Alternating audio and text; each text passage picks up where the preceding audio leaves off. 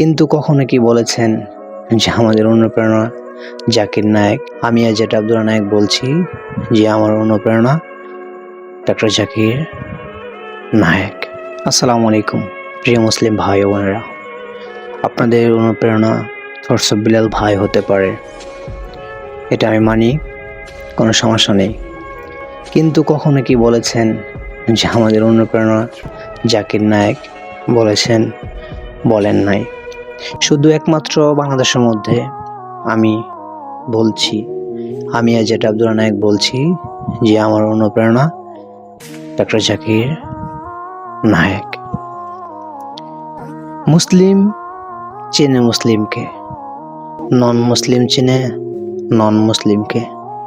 এর কথা মানেটা কি অবশ্যই আপনারা হয়তো বুঝতে পেরেছেন, আর যদি লেখাপড়া না থাকে তাহলে বুঝবেন কি করে।